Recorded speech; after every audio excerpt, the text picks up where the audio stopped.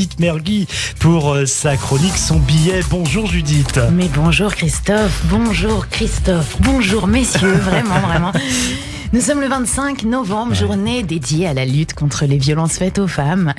Vous pensiez que j'allais vous épargner, messieurs ?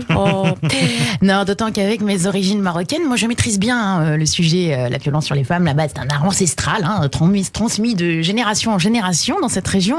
Un héritage culturel impactant, je dirais.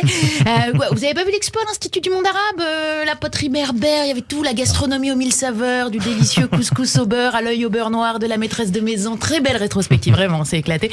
Alors oui, certains s'offusqueront qu'on puisse rire autour d'un sujet si grave. Oh là là, mais vous savez, les larmes de crocodile un jour par an n'ont jamais non plus sauvé une femme battue, je crois. Donc on est quitte. Alors oui, il y a quand même un vrai réveil sociétal. Là vraiment, tout le monde veut s'impliquer. On sent qu'on met les moyens pour éradiquer le problème en France. Florence Berthoud, par exemple, maire du 5e arrondissement, elle cogne très fort pour lutter, puisque là, aujourd'hui, elle va faire installer 2 grands rubans blancs sur la façade de sa mairie. Voilà, alors si ton mec vient pour te péter la mâchoire et te casser 2 côtes, Christophe, je sais pas comment 2 rubans blancs vont aider la dame, mais les riverains du 5e, ils auront une jolie mairie, vous voyez, et ça c'est sympa. À mon avis, il leur restait plus de budget déco de Noël, et donc du coup ils ont fait passer ça en action sociale, voilà. On nous dit ensuite que c'est pour sensibiliser et informer les femmes concernées. Alors, comment vous dire, crois-moi, la nana qui se mange des pains, elle est au courant qu'elle se les mange, t'as pas besoin de l'informer. Quant à la sensibilité, la sensibiliser, son mec s'en charge déjà très bien, je crois. Alors attends, c'est pas fini, la mairie du 5e a organisé tout un programme détaillé pour lutter activement.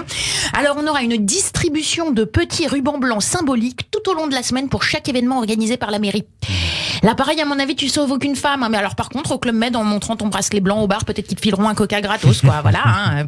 Sérieux, distribuer des rubans blancs. Moi, j'aurais... non, mais tu vois, tant qu'à distribuer quelque chose, j'aurais plutôt aligné des mecs violents et j'aurais distribué des coups de genoux dans les parties. Voilà. Mais après, vous voyez, c'est moins esprit de Noël, peut-être. Donc, après, voilà.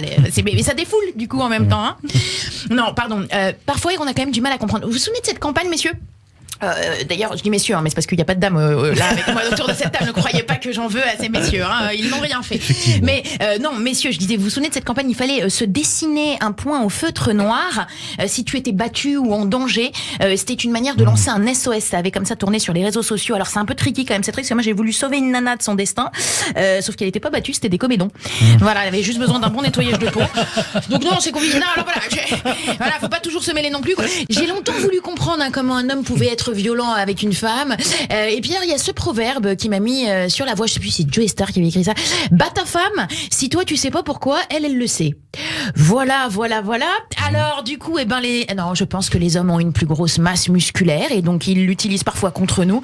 Et en même temps, c'est de bonne guerre. On a une plus grosse masse cérébrale, mesdames, et on l'utilise tout court. Alors vous n'avez pas l'air, Judith, de croire aux actions intentées. Vous proposeriez quel genre de technique aux femmes pour faire face à la violence ? Alors attends, déjà, je prétends pas du tout donner de solution au problème de l'homme violent. En revanche, 2-3 tuyaux, histoire de les emmerder, ça mange pas de pain. En plus que d'habitude, c'est sa femme qui se le mange, le pain. Alors, bien sûr, l'idéal, voilà. En première technique, si tu as du temps, et que tu connais un bel Israélien, par exemple, entraîneur de Krav Maga, alors c'est de te former à cet art martial. Voilà. Quand ton mec va pour péter une dirite, là, idéalement, ensuite, tu lui fais une parade, une clé, tu l'immobilises au sol, et pendant que tu plaques sa mâchoire au sol avec ton genou, tu dis un truc un peu badass, genre, relève encore une fois la main sur moi, et je fais un nœud marin avec tes testicules.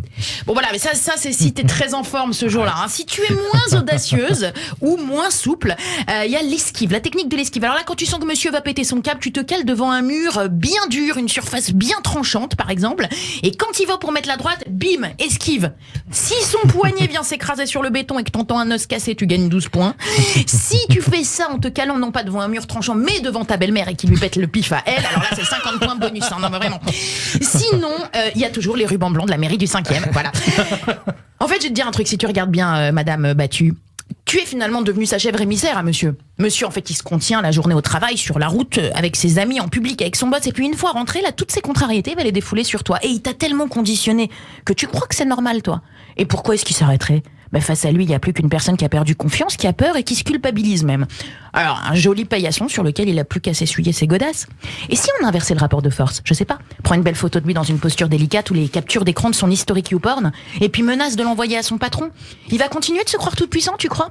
Si tu trouves un moyen de te retrouver toi-même et de recoller ta colonne vertébrale qu'il aura tenté de briser, tu te dresseras. Alors pas contre lui, je suis pas naïve, vu la taille de sa paluche, ça servirait à rien, mais avec ta nouvelle colonne vertébrale, tu te dresseras.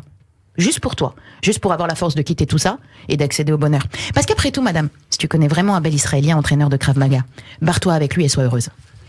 Merci beaucoup Judith Mergui pour cette chronique, pour ce billet effectivement sur cette journée internationale contre les violences faites aux femmes. Billet très important et bien sûr que vous pouvez réécouter sur adoji.fr et notre page YouTube.